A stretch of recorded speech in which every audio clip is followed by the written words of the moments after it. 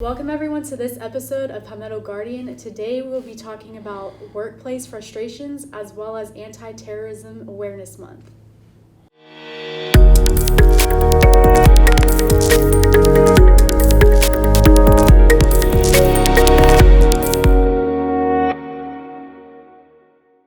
Welcome everyone, I'm Specialist Chelsea Baker. And I'm Specialist David Erskine. And we're going to jump right into it. This is real world. This is real world. This is happening right now on this show today, and that's bad attitudes. Her bad attitude. No, not bad attitude. She's just frustrated. Work stuff, you know? And I think that's reasonable for everybody. We run into bumps and whatever at work, and, you know, we try to keep everything separate. Work life, home life, whatever. It spills over. It's just the way it is. But, she's feeling a little frustrated with me today, of all people, because I'm so lovable. But it happens. It happens. I think it happens to all of us, right? Yeah. And everybody has their good days and their bad days. Right. And we gotta. How do you deal with it? You know, because everybody's got their own way. I mean, I guess it depends, because sometimes it depends on the situation. Sometimes it depends on what you're frustrated about, or what is causing you to have a bad day.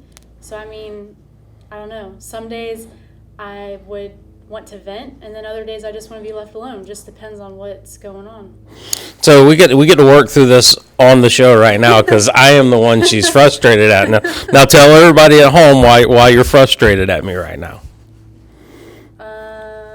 Because we have nothing to talk about. That's not the only reason. What's the other reason? It's not we were scratching for topics for this, but what else is it? What else are we doing today as far as the podcast goes? We're not just doing one podcast today. Yeah, we're having to shoot multiple podcasts before I possibly leave for a couple weeks. Right. So there's some added stress there, right? Yeah. Because you don't know yet. No, not at all. Still don't know. Still don't know. But that's part of our job and our situation. And I mean, and we all do it. And M-Day, I mean, I won't say it's easier on full-time folks, but we got a little bit of latitude where an M-Day soldier, traditional soldier airman, this can be tough on them, the not knowing part. And unfortunately, it's not by anybody's ill intent. You know, it's not like the unit that you're going with is doing this because they're sitting in a room laughing, going, "Ha, she doesn't know yet." You don't want to press the button. No, I don't want to press the button. We're going to wait 5 hours out and call them, like, "Yeah, you need to get on the airplane." But, so yeah, all this builds up, and you know, obviously I'm not helping it. Not that I ever necessarily do, but, you know, work stress, especially for guard members, is a very real thing. And, you know, I'm joking about it, but she's not, but I'm taking advantage of it. But yeah, I mean, there's things we have to do, and we have to remember that it's not something to let build. Yeah. You got to deal with it, you know. Sometimes it's employee to employee in a respectful manner, you know. And we just happen to have a forum where we can do it publicly for your entertainment and education. So obviously, to help fix this situation or de-escalate it, as it were, on my part, we're going to sit down, and I'm going to assure her that we can get this done today, and we are going to find the topics and stuff that we want to talk about relevant to the subjects, and we're going to knock it out like we always do. She gets like this isn't the first time she's been frustrated with me. Mine and her work patterns are very different. Definitely very different. Right? Yeah. She's frustrated because I guess at this point in time right now I have more say, so we've kind of followed my direction, but no, that's not always true. I do listen to your opinions and inputs on the workflow, and you have organized the office more so than what I generally have it, yeah? Yeah. Because how do I tend to work? In a mess. On the fly. Right. Last minute. Yeah. Which, I mean, it's something we can't avoid because of our job, because literally I try to be flexible. I'm definitely a planner. I plan things, and I've always been like that. And so in this career field, it's a little hard whenever it's like, okay, you have this mission to do today, and you get all prepared, you know what you're going to do, and then at the last minute it either changes or it gets canceled.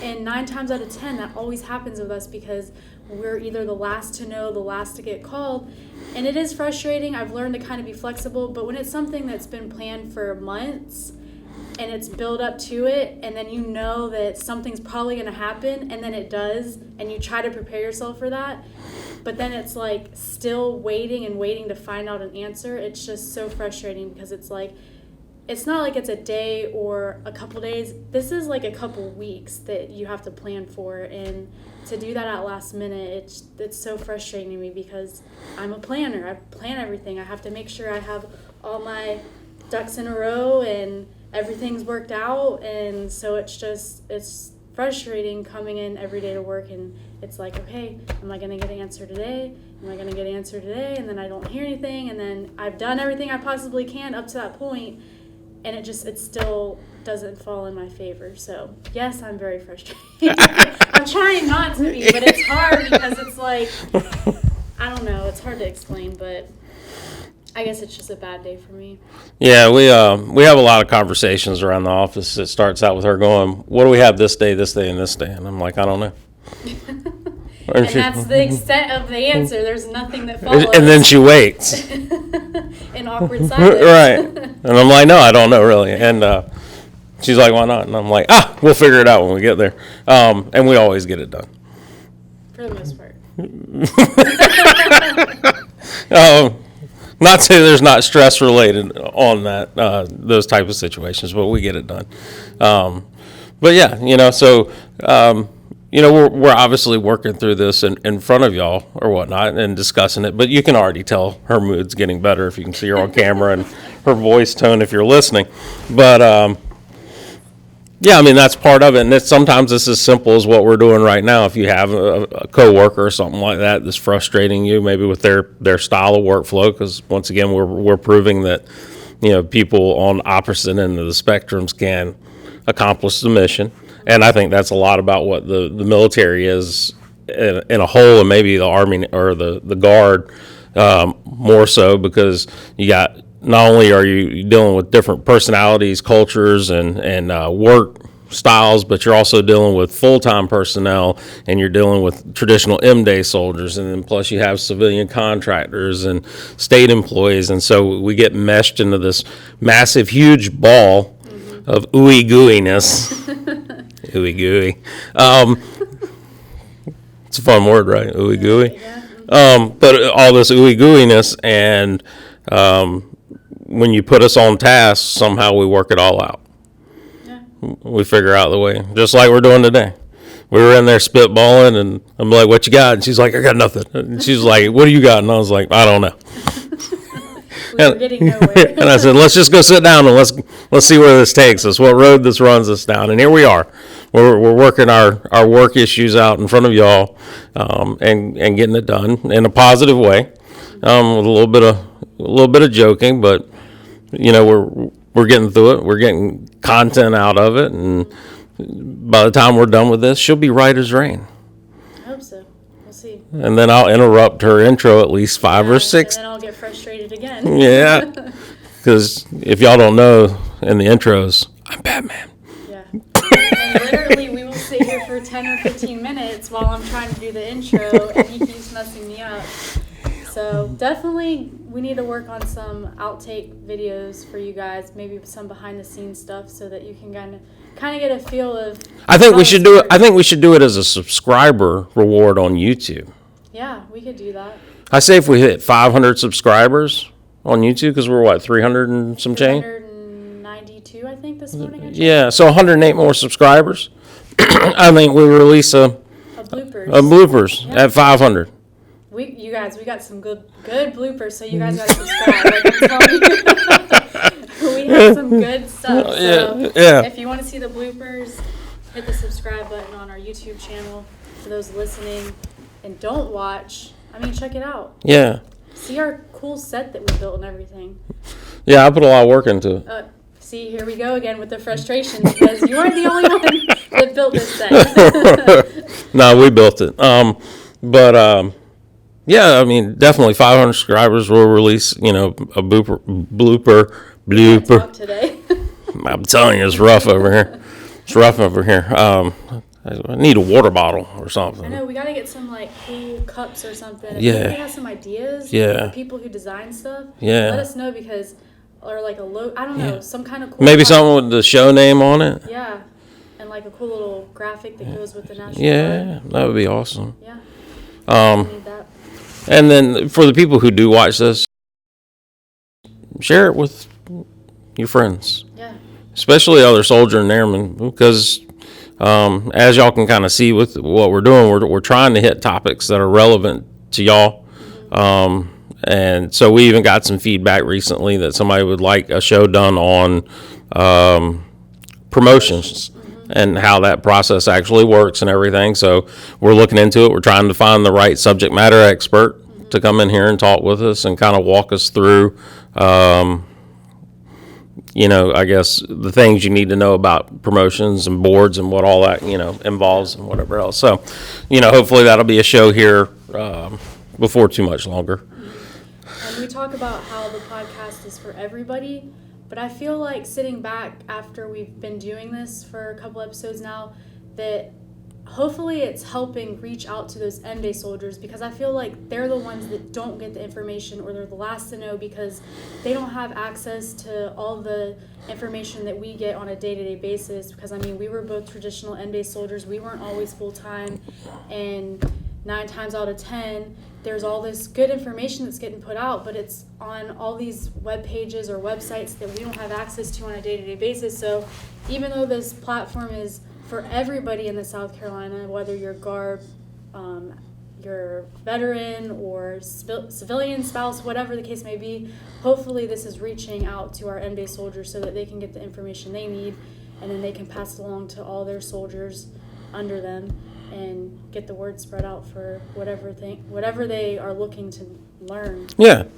and that's what we're doing. And we had the tag town hall meeting on here, and we had Mr. Hammond and fitness, and it's all the topics that matter to military folks, and it's good information for the M-Day folks. Of like Mr. Hammond said, they have the ACFT thing that they set up. Now I know it's during the week and it's in the morning or whatnot. And so it's a little inconvenient for a lot of M-Day folks. But, I mean, if 30 people can get up here that didn't know about it and can come, maybe they do have the time that they can come, time off, or maybe they work an odd shift or whatever. So if it helps those people, then, great for us. Great for us. We help.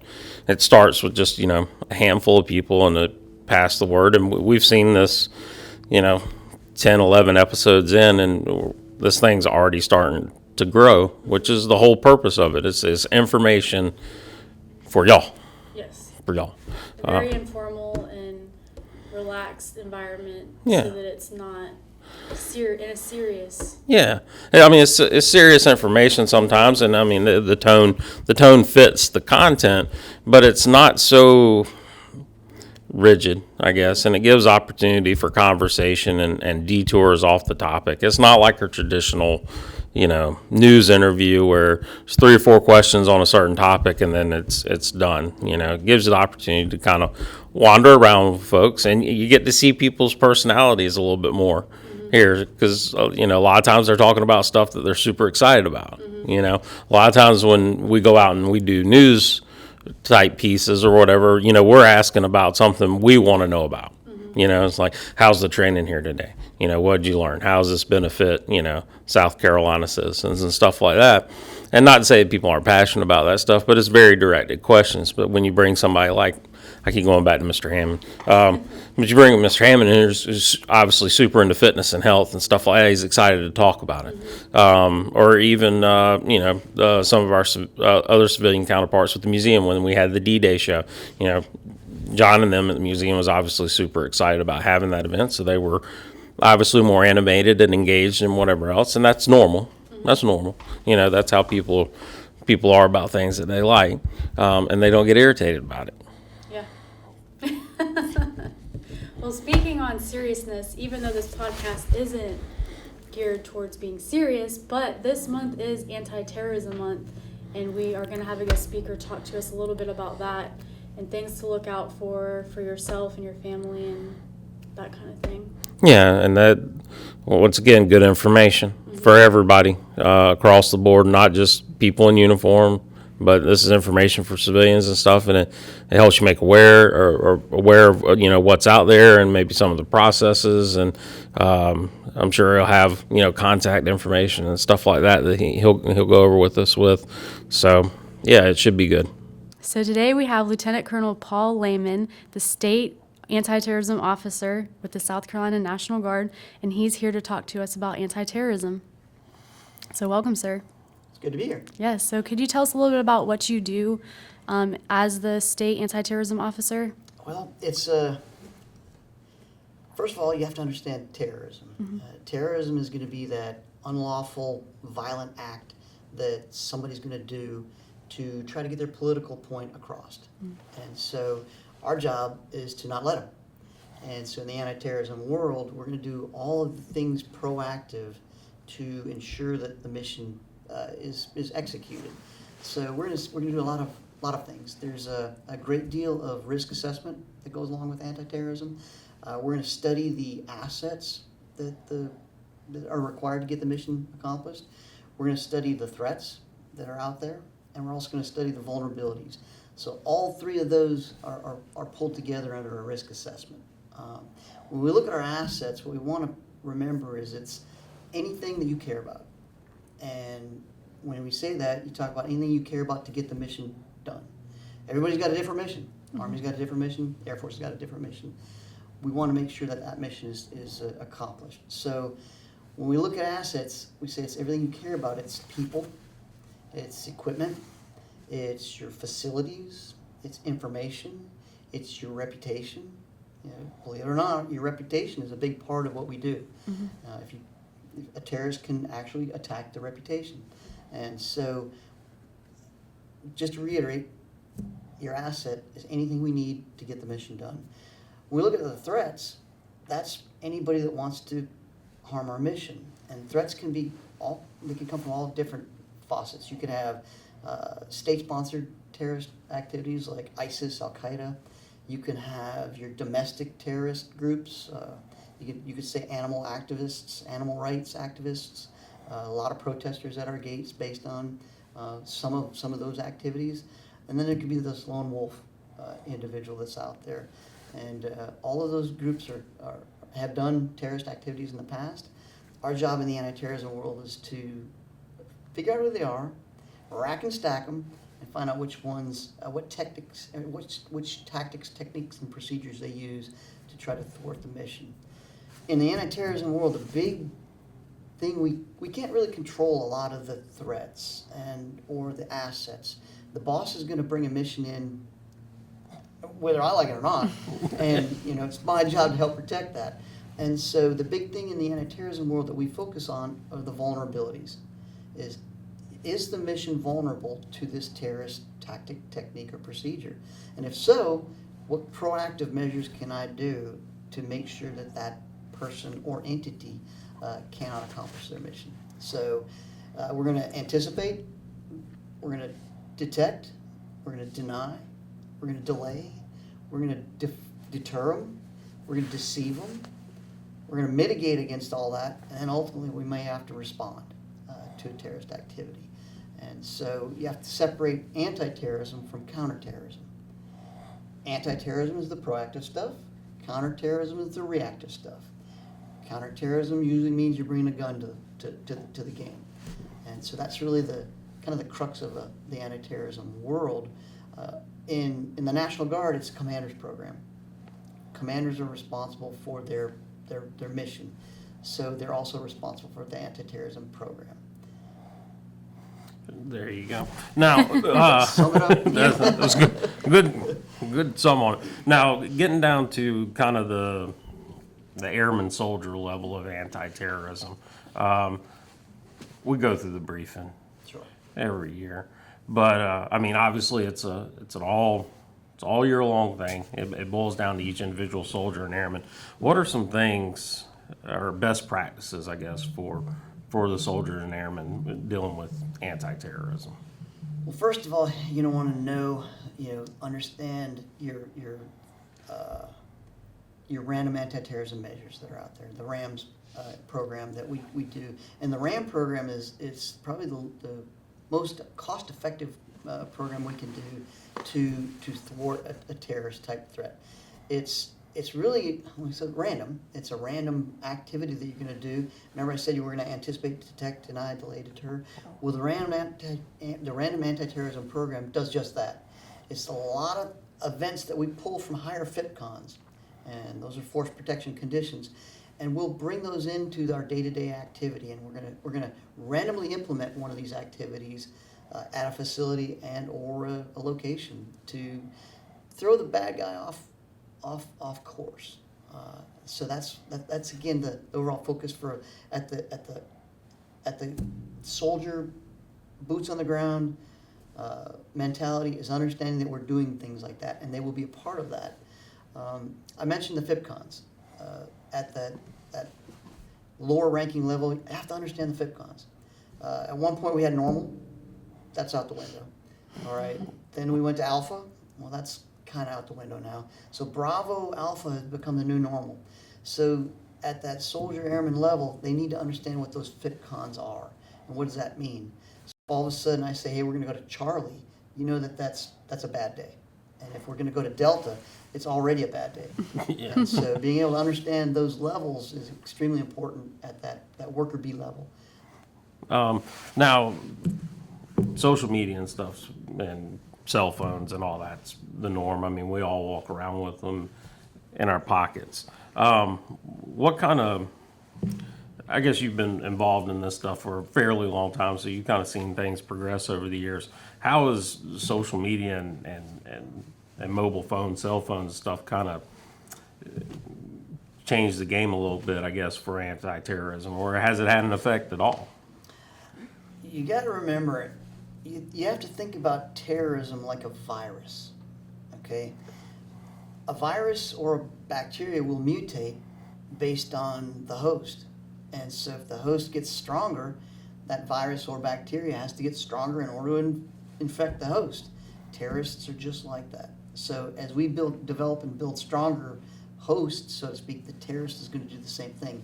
Social media has opened up another entire avenue for this terrorist to exploit. Remember, we talked about our reputation.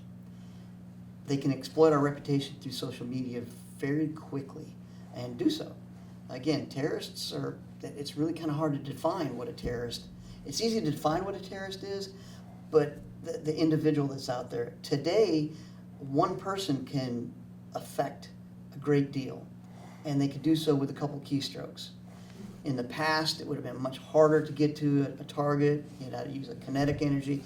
I was the civil support team commander about 12 years ago, and there were WMDs around every corner.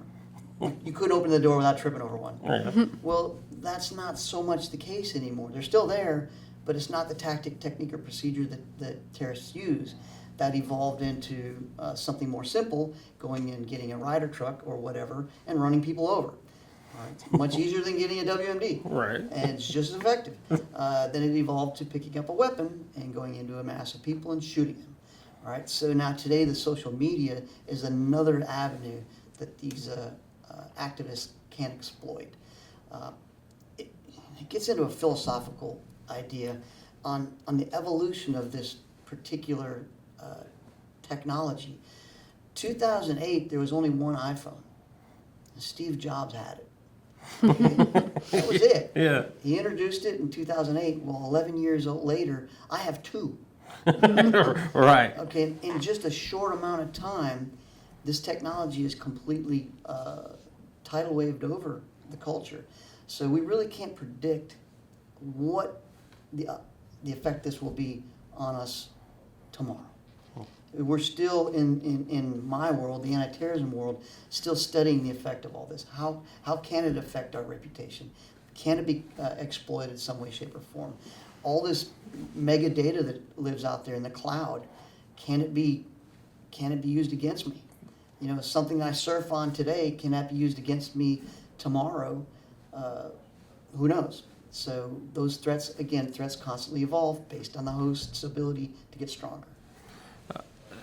Now, along with, anti-terrorism and kind of back to the individual soldier airman part of this is when you start talking about terrorism, it's not just something that affects people in uniform.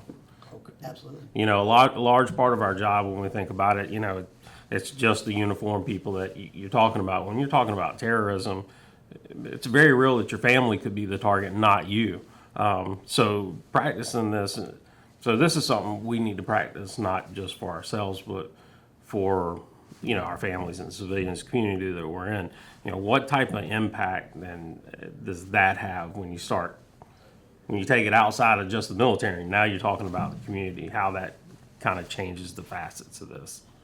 When we conduct our risk assessments, we certainly look at the family and soft targets. Again, remember, terrorism is like a virus. It's going to attack the weakest point. And so some of the weaker points are probably right there at home. And if I can exploit the family and get my political message out, I win. And so absolutely, it's things you do at home, things that you would want to talk to your family about. Everyone is a censor when it comes down to it. If it looks funny, it might be funny. If it looks bad, it might be bad. What do they say? If it looks like a duck, Well, quacks like a duck. It's a duck. Probably a duck. Yeah. So having your family understand what the threats are that are out there, and are you vulnerable to those threats, it's huge. And so when the airmen, soldiers go home at night, they do need to communicate that threat does exist within our military community. I don't want to get into the classified side of some of the things we do, because once we do start to put plans together, they become classified. But some of my bigger concerns are off base. When you gather large groups of folks in uniform in one spot at a restaurant, at a hotel, you become a very soft target because you're outside of my fence now. My MPs and my defenders aren't there to protect you. I rely on local law enforcement to be able to help that out. And so it's also a relationship that we in the Guard develop with our local law enforcement agencies to ensure that, hey, guess what, we're having drill this weekend, and the La Quinta Inn is going to be overflowing with soldiers and airmen. Could you give us a drive-by at about 11 o'clock and about 3 o'clock in the morning, just to see if anything is suspicious? So Yeah. off base is my bigger concern. You're right. Yeah. It's a lot harder to control stuff out there. Yeah, I was sharing with you earlier, the wing commander can drag whatever he wants through the gate. I'm going to protect it. But when it's outside of the gate, I lose control to it. And so we do have programs called Eagle Eye. Eagle Eye is a program that we use in the air side. And what that is I will go around to the hotels, I'll go around to the restaurants, to the owners. You guys didn't know that, but I'll talk to them about just these kinds of things. If you see something, say something. If you hear something, tell me. Places like Bunkies, okay? Yeah. Not to name drop, but they become a part of all of this, and they become kind of my sensors outside of the base to share. Hey, we think we heard something somewhere along the way. Retirees, making sure that our retiree population understands that. Hey, I was at some restaurant or whatever. I overheard somebody saying something. The retiree population can push that back to me. So Eagle Eyes are a great thing to have out there in the community. Definitely, for sure. Now, we mentioned the annual briefing, and there's good information in the annual briefing, but it's relatively limited. What other assets, I guess, can airmen and soldiers get a hold of if they want to know more and they want to learn more? Is it y'all have pamphlets in your office? Is there websites available? Is it a phone call to you? What? How do we gather more information? I have a pamphlet that I use for my contractors that come on base. It certainly would be good information for somebody if they wanted to have that. It's a trifold, and it just basically explains the FIPCONs, the threat working groups, and all that fun stuff. If you're going to be on my base, these are the things that you might expect. And so that's one of the things that we look at. Websites, there are Guard assets that are out there. I know for a fact next month is going to be the Awareness Month for the Army. And I know Mr. Fowler has access to a great deal of handouts, posters. It was really kind of easy before because they would send him a big package. Now he's got to go online and print it himself. And so, yeah, absolutely, Mr. Fowler would certainly be a point of contact to get any of that information, should they want more information on what is all this stuff about. Gotcha. Now, you mentioned Mr. Fowler, and he works with you also, correct? Yes, absolutely. Y'all are a team on that, and y'all cover jointly Yes. back and forth and help out and stuff like that. What does it? I guess how important is it to have more than one person on this? Because a lot of times, especially in the Guard, we have kind of the one person does it all type things. But anti-terrorism is fairly broad and a big deal. Having two people on it and a team at it, basically, how's that make a difference for it? Well, I'll use the Defense Force Commander at McIntyre as well, the Security Force Commander. And so I only have so many cops, and I can't be everywhere at once. And so I rely on owner-user to take care of themselves until I can get there. So what I mean when we look at the anti-terrorism world, everyone is a sensor. Every last person that's out there is a part of our team. And it's not one person. Every person is involved in the anti-terrorism world. And they need to know that so that if something, again, looks like a duck, quacks like a duck, give me a call.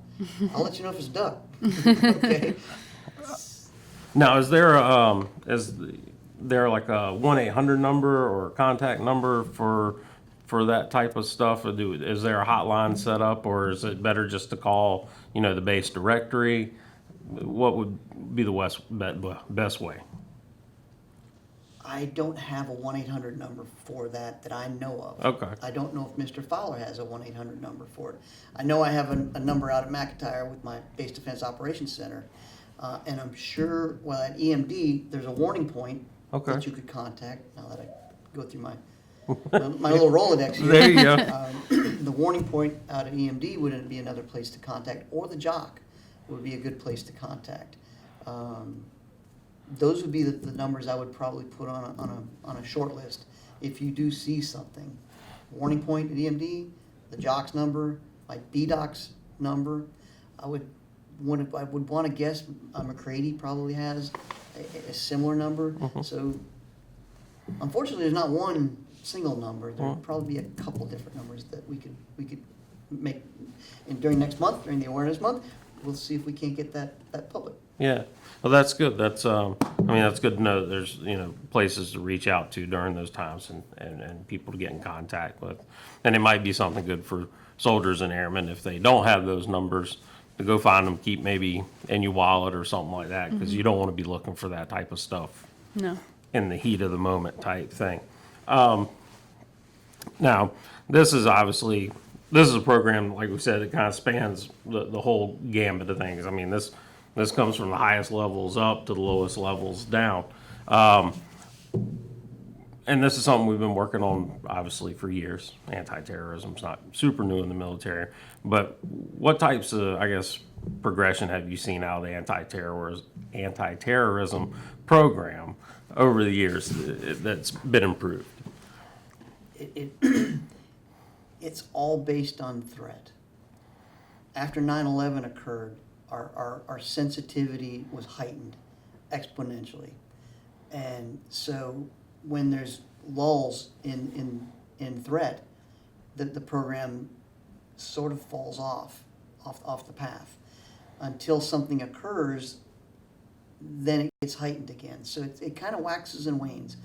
I've seen a great deal of improvement with the technology side of it, getting information out, the iPhone, social media. As it can be a problem, it can also be a big plus for us to get instant information out to people. It's real easy today to use some of the applications that are out there. GroupMe, WhatsApp, probably not a lot of them are classified as secure, but today I can get information out to most everybody almost instantly. There's a lot of stuff that goes online with our internal computer systems, the messaging system right there on your computer when something goes wrong or goes bad. So those are big pluses for us, is that technology has improved. But again, as we mentioned, terrorism is like a virus. It just gets better as we get better. So I do see an escalation on both sides over my almost 12 years doing this. I've watched it do just that. As one system improves, the other system improves. So it really comes down to ask yourself, what's less expensive, to attack something or to defend something? I don't know. Which one is it? It's when you think about it, historically, when you use kinetic energy to attack something, it was pretty equal. But today, one person with a keystroke can attack an entire system and cost millions and millions of dollars of damage. Right. Well, to try to protect against that one keystroke would cost billions of dollars. Mm-hmm. So today we're in a world where it's less expensive to attack something than it is to protect it. I put millions of dollars in protection out at McIntyre. And it just takes one person, a couple keystrokes, and they can take down the cyber net and shut down the internet out there, and we're done.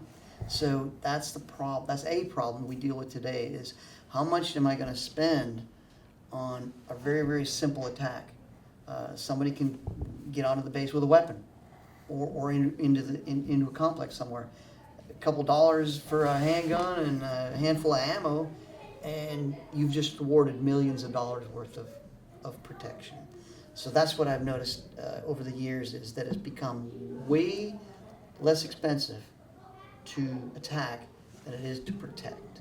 Okay, so where do we go from there? All right, where do we fix this? We start to look at deep security when it comes down to it. And what I mean by that is creating a resilient population. Being able to, you can't predict everything that's going to happen. There's no way. It's impossible. Because again, the terrorists are smart. They're going to constantly evolve. So you look at how can we become a more resilient population to a potential attack. Your fire departments, your emergency management programs, consequence management programs have to be extremely well versed in how to respond to a terrorist activity, because you're not going to stop them all. You have to become resilient to it, and you can't throw billions and billions of dollars at a couple dollars worth of an attack. It just doesn't make sense. Mm-hmm. So tomorrow's anti-terrorism world will be more focused on deep security at that individual level, making sure the individual is prepared for when and if an attack occurs.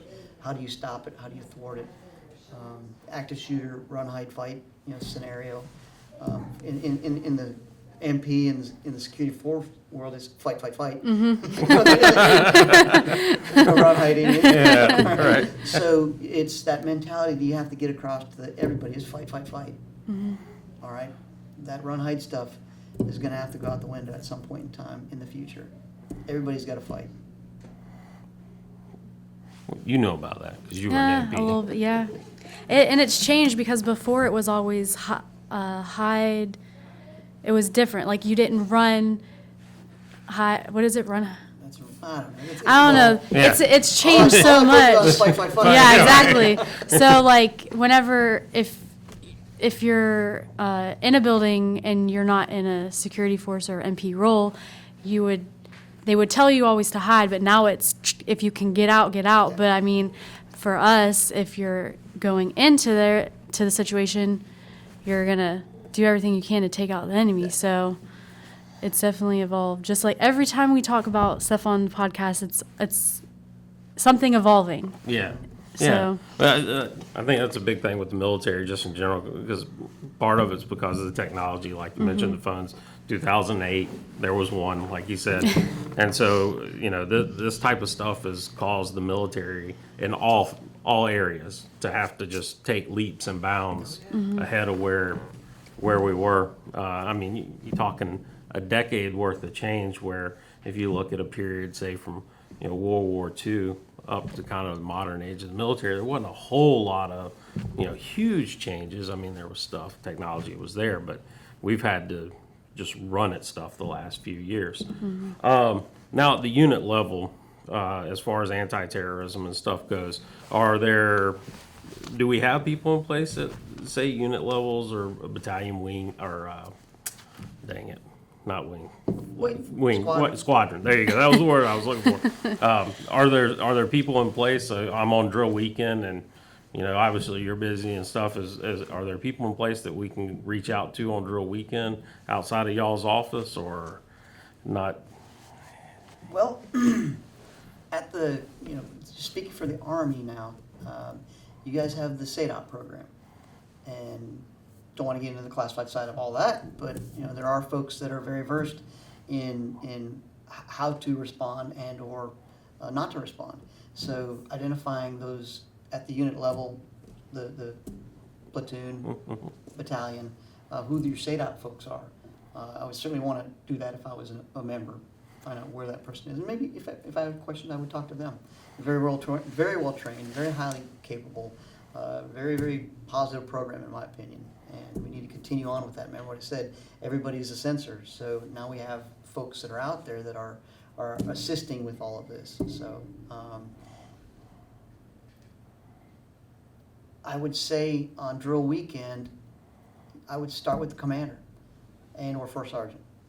I would want to, if I had a question, if I was a soldier or airman, you just don't walk into the commander's office and say, "Hey, boss, I got a question." Right. I don't have an open door policy. Right. I'm sorry, it just doesn't work that way. Did you go to your supervisor first? Right.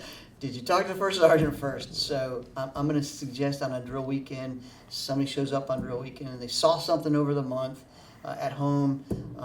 Talk to your first line, your frontline supervisor right away, and that would be where I'd start. Talk to the first sergeant. I'm a big advocate of the first sergeant position. I'm in the Air Force and I call him top. Right. So Yeah. put it that way. So talk to the first sergeant and get that off your chest, and from there they can channel it up to me, where I can, as a commander, I'll respond to it accordingly. So. Well, this has been a lot of information. Yeah. A lot of good information. I think maybe in the future we'd definitely like to have you back for some more stuff, and because there's a lot of, you mentioned the whole active shooter thing, and there's a lot of stuff that we could run down a lot of rabbit holes. We could run down a lot of rabbit holes, and I think those are good rabbit holes to run down. I think there's some good education in there, because I'll tell you right now, I'm not overly familiar with our active shooter policy. I have the general gist of it. Is it hard grained into my head? No, but this is stuff, and especially with constant new soldiers and new airmen coming in, this is something that needs to be repeated. This is, like you said, it needs to become a lifestyle, basically. Deep security. Deep security. That's the term we learned today, is deep security. It's good. I hope you'll come back at some point. I will, and I'd like to conclude by, there's a good book out there by Thomas Friedman, and he talks about thank you for being late, and really focuses on is the age we live in right now. He calls it the age of acceleration, where everything is going so fast that we can't focus on one thing at a time. So you have to focus on what's in front of you at the moment. Again, the technology, the social media, the rapid moving of the cloud mentality. When I grew up, the news came on at 6 o'clock. It was David Brinkley and Chet. Chet, can't remember his last name now. But it came on for 30 minutes. That was it. And then Fun TV came on after that. But today we live in a world where it's 24 hours a day news. And so it's just too much for an individual to digest it all. So to talk about anti-terrorism in the world we live in today, we're in an age of acceleration where it's not possible to keep up with all of it. So that's where we talk about deep security, and we talk about being resilient to this crazy world we live in today. All right. Deep security. Remember that. Deep security. Like, we'll have a lesson on it later. Yeah, we'll definitely will. So, well, once again, we appreciate you stopping by and hope to see you in the future. Absolutely. Thank you very much. Thank you. That was a lot of information about anti-terrorism. That was a lot. Very important information, though. Very important. You're talking life-saving type information. Yours, your family's, people around you. It mentioned this, the SADOT program and stuff like that, and it's outstanding that we have those, those people trained and available in case something ever does happen. Obviously the best kind of anti-terrorism is, the proactive to prevent events from happening and being aware of stuff. But it is good to know that if something did happen, we do have, people train. Love the fact that, and I think it is important, the fact that that program is joint or purple, as we say, Air Guard and Army representation on both sides of that program. So, I mean, it's information you need to take to heart. You need to try to, hold it in there, remember it. Don't get complacent. Right. I think that's the biggest issue is people get so complacent and they have their routine and they do things this way, and in reality, if someone's watching you, they're gonna figure out your patterns. And so it's not just something for being in the military, it's anybody needs to. Yeah, they need to be aware of it. Aware. That was the word you were looking for. She was looking for the word aware. The frustration is obviously still set in, but you need to be aware, and hence the awareness part of it, and put it into practice. Make sure you're doing the right things, and it's our job. It's our job, and like I said, it helps everybody, and it's worth doing. Yep. Well, I'm Specialist Chelsea Baker, and I'm Specialist David Erskine, and we'll catch you in the next episode.